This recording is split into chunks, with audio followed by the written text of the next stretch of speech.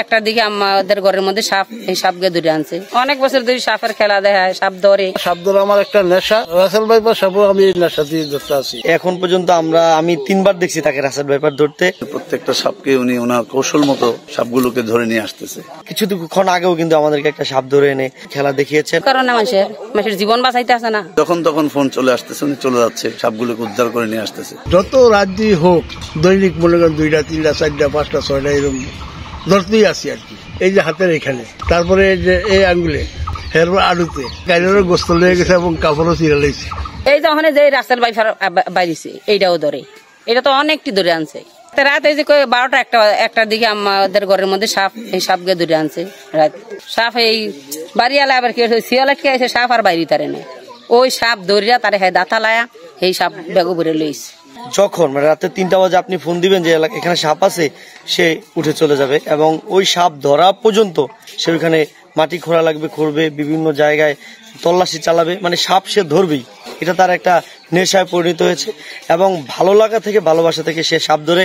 আমরাও এটা উপভোগ করি, আর পাশাপাশি আমাদের কিন্তু এটা একটা উপকার হচ্ছে। জনগণকে সেফ করে ওনার নিজের জীবনটাকে বাজি রেখে কিন্তু উনি কাজ করে যাচ্ছে দিনরাত নিরলস ভাবে। যখন তখন ফোন চলে আসতেছে, উনি চলে যাচ্ছে, সাপগুলোকে উদ্ধার করে নিয়ে আসতেছে। প্রত্যেকটা মানুষই এখন মিনু ভাইকে ফোন করে নিয়ে চলে যায়, উনিও চলে যাচ্ছে দিনরাত। উনি সাপ ধরে, এটা বিয়ের পরে না বিয়ের আগে? ভয় করতো কিনা সাপ? তো এখানে ভয় তো মারে লাগছে, হাওয়া নিয়ে ঘরে রাখতো, তোর মাঝে মাঝে আবার ঘরে বুঝাই ফিরে দিতাম। তো ভয় লাগে কিনা আপনাদের? না, আমাদের ভয় লাগে না, আমরা লাচ্ছি চাচ্ছি আগে বই করতাম, করি না। হঠাৎ রাতে ফোন চলে আসলো, তখন আসলে উঠে যায় একজন মানুষ জান যাইবো গা, মৃত্যু তুমি বাঁচাই আন, নিজে উড়াই দিয়ে লাই যে গিয়া একদম জানে থাকতে পারবো না, তো ধরে কে লাভ আছে? জনগণ উপকার করে, জনগণ উপকার করলে আর বিলে আল্লাহ বালা করবো, আবার নিজেরও হায়াত বাড়বো। রাসেল ভাইপার সপ্তাহ মানে আমার অনেকেই না করে, এগুলোর বগুলো যাইবালা, এগুলো ধরবালা। হ্যাঁ, আমি কি না, আমার তো এটা ছাড়বো না, আমি এটা ধরবই।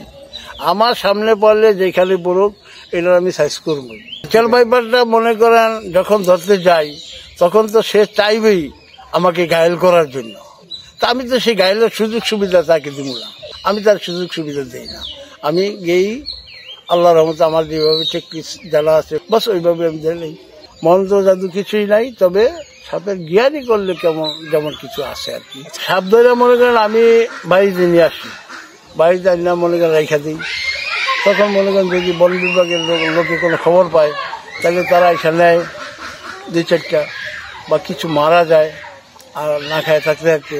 আবার দেখা গেছে ওই সাপুরারা আহে, ওই এলাকায় খেলাধুলা করে, ওরা নিয়ে যায় আর কি। রাসেল ভাইপার ধরেছিলেন, সেটা কি করেছেন? রাসেল ভাইপার মারি লাগছি, এটা কাউকে দেন না, এটা কেউ নেয় না।